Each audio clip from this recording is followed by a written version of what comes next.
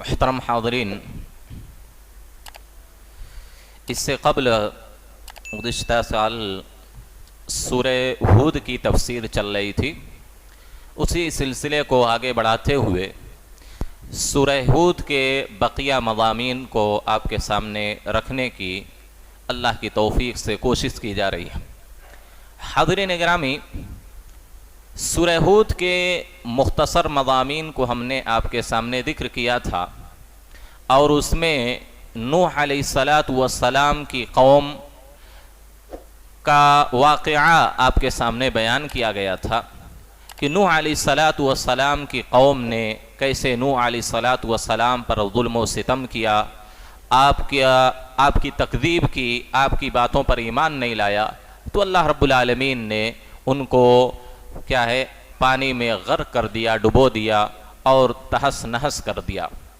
اسی طریقے سے سورہ ہود میں ایک دوسرا واقعہ قوم شعیب علیہ السلام کا ہے۔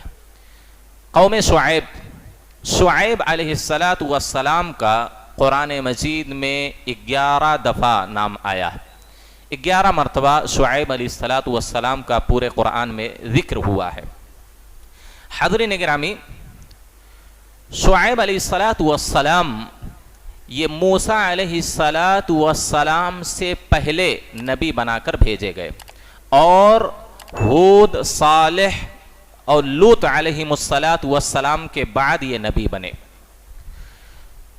قوم شعیب، آپ سب کو معلوم ہونا چاہیے، شعیب علیہ السلام کی جو بعثت ہوئی تھی، یعنی جس بستی میں آپ کو نبی بنا کر بھیجا گیا تھا، اس بستی کا نام مدین ہے۔ مدین یا مدیان، اس بستی کی طرف نبی بنا کر بھیجا گیا تھا۔ دراصل یہ قبیلے کا نام ہے۔ آپ کو معلوم ہونا چاہیے کہ ابراہیم علیہ السلام کی بیٹے کی نسل سے جو قوم آباد ہوئی تھی ان کو مدین کہا جاتا تھا۔ یہ ابراہیم علیہ السلام کے ایک بیٹے مدین یا مدیان نام ہے، ان کے نسل سے جو بستی وہاں آباد تھی، اسی ابراہیم علیہ السلام کے بیٹے کی طرف نسبت کرنے کی وجہ سے ان کو مدین کہا جانے لگا۔ اور یہ مدین یا مدیان ابراہیم علیہ السلام کی تیسری بیوی جو قطورہ نام تھا، کیا نام تھا؟ قطورہ نام تھا، ان کے بطن سے پیدا ہوئے تھے، اسی وجہ سے ان کو بنو قطورہ بھی کہا جاتا ہے۔ مدین یہ کہاں ہے؟ جو لوگ سعودی عربیہ میں گئے ہیں، حج کیے ہیں، عمرہ کیے ہیں، اور وہاں تاریخی مقامات کی سیر کیے ہیں، ان کا مشاہدہ کیے ہیں، ان کو معلوم ہوگا کہ مدین یہ مکہ اور فلسطین کے درمیانی حصے میں واقع ہے۔ مکہ اور فلسطین کے درمیانی حصے میں واقع ہے۔ آپ لوگ تبوک دیکھیں ہیں، تبوک گئے ہیں کوئی؟ تو تبوک کے بالمقابل جو بستی آباد ہے اسی کو مدین کہا جاتا ہے۔ کیا ہے؟ بحیرہ قلزم، یعنی بحر احمر، جس کو آپ لوگ انگلش میں ریڈ سی، لال سمندر کہتے ہیں، اس کے ساحل پر جو بستی آباد تھی اس کو کیا ہے؟ مدین کہا جاتا تھا۔ اس بستی کی طرف شعیب علیہ السلام کو نبی بنا کر بھیجا گیا تھا، اور انہی کو قرآن میں اصحاب الایکہ بھی کہتے ہیں۔ اصحاب الایکہ، ایکہ کیوں کہتے ہیں؟ ایکہ کہنے کی ایک بنیادی وجہ ہے۔ شعیب علیہ السلام کی قوم جو ہے، بعض لوگ، ایک درخت کا نام تھا ایکہ۔ ایکہ کہتے ہیں درخت کے جھنڈ کو، جہاں بہت سارے درخت ایک ساتھ ہوں، تو اسی کو ایکہ کہتے ہیں۔ تو اس درخت کی عبادت کیا کرتے تھے، جس طرح آج کل ہندو وغیرہ آپ دیکھتے ہیں کہ برگد کا پیڑ ہو یا نیم کا پیڑ ہو تو اس پر کیا ہے؟ پوجا پاٹ کرتے ہیں، کچھ چڑھاتے ہیں۔ تو اس طرح شعیب علیہ السلام کی قوم ایکہ نامی درخت کی عبادت کرتی تھی، پرستش کرتی تھی، اسی وجہ سے ان کو اصحاب الایکہ، درخت والے بھی کہا جاتا ہے۔ یہ تبوک کی جگہ میں یہ بستی واقع ہے۔ تو گویا کہ شعیب علیہ السلام کی جو بستی تھی، جو شہری لوگ تھے ان کو مدین کہا جاتا تھا، اور جو دیہاتی لوگ تھے، کھیتی باڑی کرنے والے، جنگلات کے قریب رہتے تھے، ان کو اصحاب الایکہ کہا جاتا تھا۔ اور امام ابن کثیر رحمہ اللہ نے کہا کہ نہیں، ایکہ اور مدین دونوں ایک ہی بستی کا نام ہے۔ دراصل مدین یہ باپ کی طرف نسبت کرنے کی وجہ سے ان کو مدین کہا گیا، اور ان کے حرفہ اور پیشے کی وجہ سے، کیونکہ ان کا پیشہ کیا تھا؟ زراعت تھی، کھیتی باڑی، کھجور کے بڑے بڑے باغات تھے اور دوسری کھیتیاں بھی یہ لوگ کرتے تھے، اسی وجہ سے ان کو اصحاب الایکہ کہا جاتا ہے۔ حاضرین گرامی، اس میں بڑی نصیحت ہے۔ شعیب علیہ السلام کی جو قوم تھی، ان کی بنیادی غلطیاں کیا تھی؟ بڑے بڑے گناہ کیا تھے؟ کیوں اللہ رب العالمین نے ان کو اتنا سخت عذاب میں مبتلا کیا؟ دیکھیے، ایک تو بت پرستی تھی، یہ بت پرستی، درخت کی پوجا کرتے تھے۔ دوسری سب سے بڑی غلطی جس کے لیے اللہ رب العالمین نے قرآن مجید میں تقریباً 4 سورتوں میں ان کا ذکر کیا ہے، سب سے بڑی غلطی شعیب علیہ السلام کی قوم کی کیا تھی؟ ناپ تول میں کمی کرنا، ناپ تول میں کمی کرنا۔ اللہ رب العالمین کہتا ہے وَإِلَى مَدْيَنَ أَخَاهُمْ شُعَيْبًا، ہم نے ان کے بھائی شعیب کو مدین کی طرف نبی بنا کر بھیجا۔ انہوں نے کہا اے میری قوم کے لوگوں، صرف اللہ کی عبادت کرو، اس کے علاوہ کسی کی عبادت نہ کرو۔ وَلَا تَنْقُصُوا الْمِكْيَالَ وَالْمِيزَانَ، ناپ تول میں کمی نہ کرو۔ یہ سب سے بڑی غلطی تھی شعیب علیہ السلام کی۔ یہ کیا کرتے تھے؟ جب لیتے تھے تو پورا پورا تول کر ناپ کر لیتے تھے، لیکن جب دیتے تھے تو کم دیتے تھے، اور کوئی نہیں ان کو بول سکتا تھا کیونکہ پورے بستی والے ان کا ساتھ دیتے تھے۔ یہ سارے لوگوں کی عادت تھی، لیتے تھے تو پورا لیتے تھے، اور جب تول کر ناپ کر دیتے تھے تو کم دیتے تھے۔ تو شعیب علیہ السلام نے یہ نصیحت کی کہ تم لوگ ناپ تول میں کمی نہ کرو۔ وَلَا تَنْقُصُوا الْمِكْيَالَ وَالْمِيزَانَ إِنِّي أَرَاكُمْ بِخَيْرٍ وَإِنِّي أَخَافُ عَلَيْكُمْ عَذَابَ يَوْمٍ مُحِيطٍ، ورنہ تم کو سخت عذاب گھیر لے گا۔ تو ان لوگوں نے کیا کہا؟ جس طرح سارے نبیوں کی قوموں نے ان کو جھٹلا دیا، ان کو دھمکی دی، انہوں نے بھی دھمکی دی۔ کہا اے شعیب، پہلی بات تو یہ کہ تمہاری بات ہم کو سمجھ میں آتی نہیں، ما نفقہ کثیرا مما تقول وانا لنراک فینا ضعیفا، اکثر باتیں ہمارے پلے نہیں پڑتی، تمہاری ہمارے ذہن و دماغ میں نہیں گھستی، تم کیا کہہ رہے ہو؟ کیا تمہارے کہنے کی وجہ سے اصلاتک نامرک ان نترک ما یعبد آباؤنا، جس کی پرستش، جس کی پوجا پاٹ عبادت ہمارے باپ دادا کرتے تھے، تمہاری نماز کی وجہ سے، تمہارے کہنے کی وجہ سے ہم چھوڑ دیں گے؟ نہیں چھوڑیں گے۔ دھمکی کیا دی؟ کہا اے شعیب، اگر نصیحت کرنے سے باز نہیں آئے تو یہ سمجھ لو لَنُخْرِجَنَّكَ يَا شُعَيْبُ وَالَّذِينَ آمَنُوا مَعَكَ مِنْ قَرْيَتِنَا، تم کو اور تمہارے ساتھ ایمان لانے والوں کو اس بستی سے نکال دیں گے، سٹیزن شپ چھین لیں گے۔ یہ بہت پرانی ریت اور رواج ہے۔ نوح علیہ السلام کو بھی کیا ہے؟ شہر سے، ملک سے نکالنے کی دھمکی دی گئی۔ لوط علیہ السلام کی سٹیزن شپ چھیننے کی دھمکی دی گئی۔ ہود علیہ السلام کو بھی شہر سے نکالنے کا دھمکی دی گئی۔ تو گویا کہ یہ کفار کی، مشرکین کی، یہود و نصارہ کی بہت پرانی عادت ہے کہ مسلمانوں کو شہر بدر کر دیا جائے، ان کی سٹیزن شپ چھین لی جائے۔ جس طرح آج کل قانون پاس ہو رہا نا، سی اے پاس ہو گیا پوری ہندوستان کے اندر، اور ابھی بیان آیا ہے کہ سی اے کے بعد اب این آر سی آئے گا، سٹیزن شپ کا جو مسئلہ ہے۔ تو یہ غیر مسلموں کی، یہود و نصارہ کی، مشرکین کی بڑی پرانی عادت ہے، یہ کوئی نئی بات نہیں ہے۔ نبی صلی اللہ علیہ وسلم کو بھی دھمکی دی گئی تھی کہ تم کو ہم نکال دیں گے۔ جب نوفل کے، ورقہ ابن نوفل کے پاس حضرت خدیجہ اللہ کے رسول کو لے گئیں تو انہوں نے کہا کہ تمہاری قوم تم کو نکال دے گی مکہ سے، تمہاری سٹیزن شپ چھین لے گی۔ تو نبی صلی اللہ علیہ وسلم نے تعجب سے کہا کہ میں یہاں پیدا ہوا ہوں، یہاں پلا بڑا ہوں، میرا خاندان ہے، اور سب سے اشرف خاندان، سب سے افضل خاندان میرا ہے، آوا مخرجیہم، کیا یہ لوگ مجھ کو میرے شہر سے، میرے گاؤں سے، میری بستی سے نکال دیں گے؟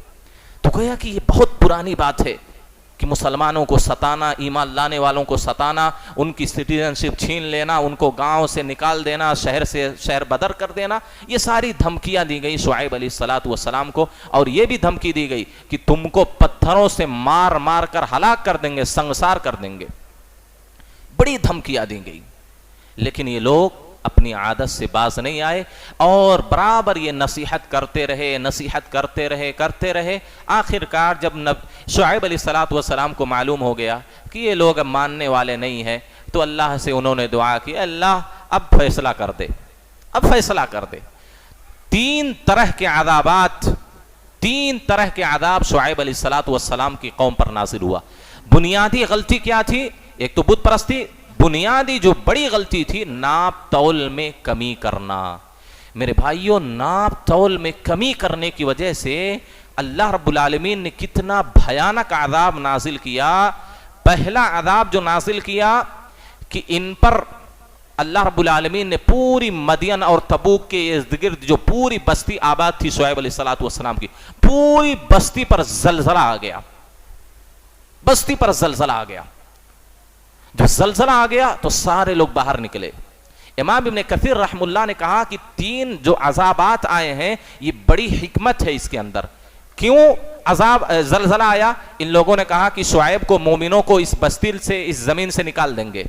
اللہ نے کہا ٹھیک ہے، مومنوں کو نکالو گے، نبی کو نکالو گے۔ اللہ نے پوری زمین میں زلزلہ بھیج دیا، سارے لوگ نکلے، وہاں سارے لوگ اس بستی سے نکلے زلزلے کی وجہ سے۔ یہ پہلا عذاب تھا، زلزلہ، سخت زلزلہ آیا تھا۔ دوسرا عذاب، جب ان لوگوں نے شعیب علیہ السلام کو یہ دھمکی دی کہ شعیب علیہ السلام سے ان لوگوں نے کہا کہ تم کو ہم سنسار کر دیں گے اگر تم اپنی باتوں سے خاموش نہیں رہے۔ تو شعیب علیہ السلام کی شان میں گستاخی کی، ان کو برا بھلا کہا، ان کو گالیاں دی، تو اللہ رب العالمین دوسرا عذاب، سخت چیخ چنگھاڑ اللہ رب العالمین نے بھیجی، جس کی وجہ سے سارے کے سارے لوگ مر گئے، سارے کے سارے، سخت چیخ و پکار، جبریل علیہ السلام کی سخت آواز آئی، سارے کے سارے لوگ مر گئے۔ کیوں؟ سارے لوگوں کو خاموش کر دیا۔ وہ نبی کو خاموش کر رہے تھے، اللہ نے سب کو سخت چیخ و پکار کی وجہ سے خاموش کر دیا۔ تیسرا عذاب جو بڑا سخت عذاب تھا، عبداللہ بن عمر رضی اللہ تعالی عنہ کہتے ہیں، ان لوگوں نے اللہ سے کہا اے شعیب تم اگر سچے ہو آسمان سے کوئی عذاب نازل کرو، بار بار دھمکی دیتے ہو، لاؤ کوئی عذاب ہم پر دیکھ لیتے ہیں۔ فَأَخَذَهُمْ عَذَابُ يَوْمِ الظُّلَّةِ، تو سائے والا عذاب ان لوگوں کو پکڑ لیا۔ سائے والا عذاب کیا تھا میرے بھائیوں؟ عبداللہ بن عمر رضی اللہ تعالی عنہ کہتے ہیں کہ شعیب علیہ السلام سے جب ان کی قوم والوں نے عذاب کا مطالبہ کیا، اللہ نے 7 دن سخت گرمی، تپش اور حرارت پوری بستی والوں پر مسلط کر دی۔ اتنی سخت گرمی کی سانس لینا مشکل ہو گیا ان لوگوں کا، سانس پھولنے لگی۔ اس کے بعد کیا ہوا؟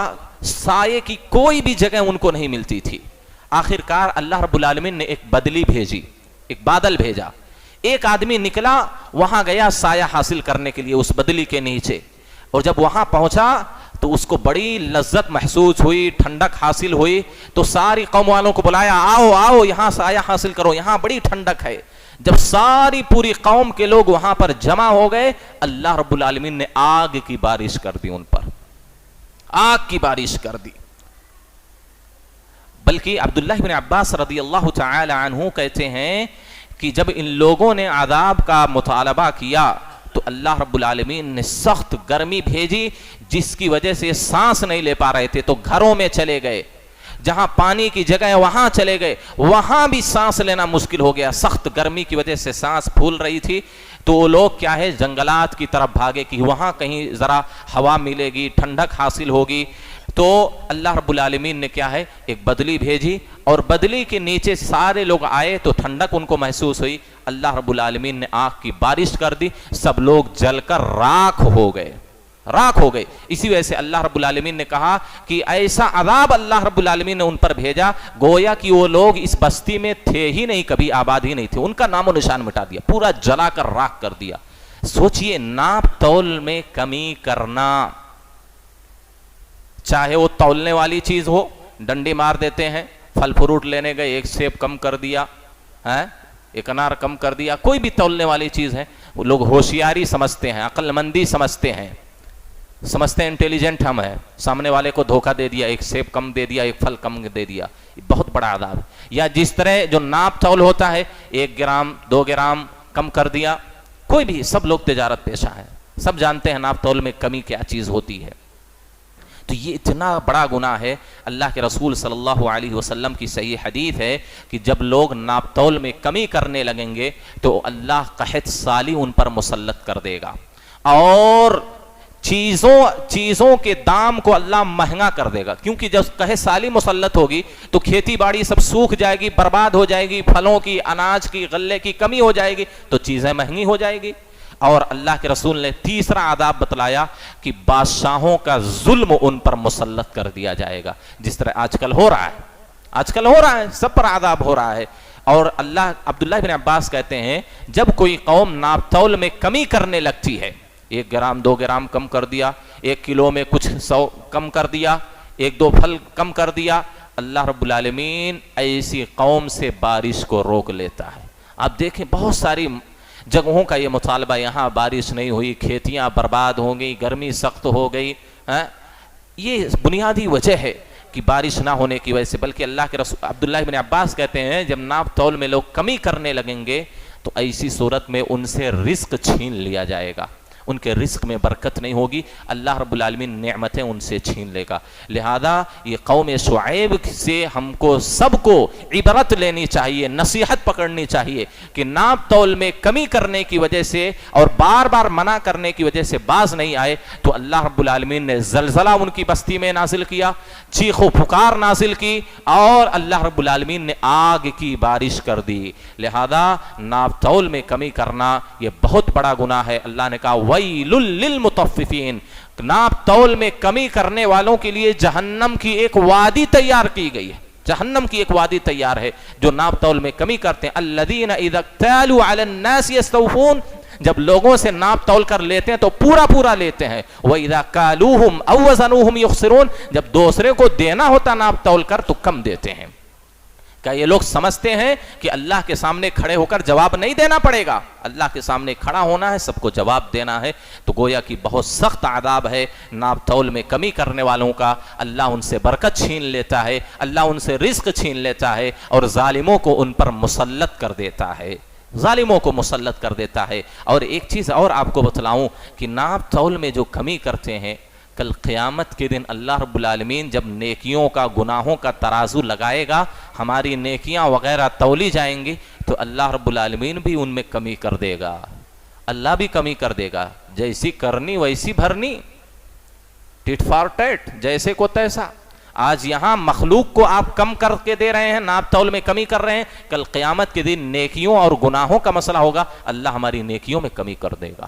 لہذا یہ گناہ بہت سخت گناہ ہے، اور صرف ناپ تول میں کمی کرنا یہ لین دین سے ہی صرف نہیں ہے، بلکہ قول و عمل میں بھی جو جس کا مقام ہے وہ مقام اس کو نہ دینا، گویا کہ اس کی شان میں کمی کرنا ہے، یہ بھی بڑا گناہ ہے۔ لہذا ہم سب کو ان سے بڑے گناہ سے اور کیا ہے اللہ رب العالمین سے دعا کرنی چاہیے کہ اللہ رب العالمین ہم تمام لوگوں کو اس جیسے گناہوں سے ہماری حفاظت فرمائے۔ اللہ رب العالمین قرآن سننے، سمجھنے اور اس پر عمل کرنے کی توفیق دے۔ آمین۔ وآخر دعوانا ان الحمد للہ رب العالمین۔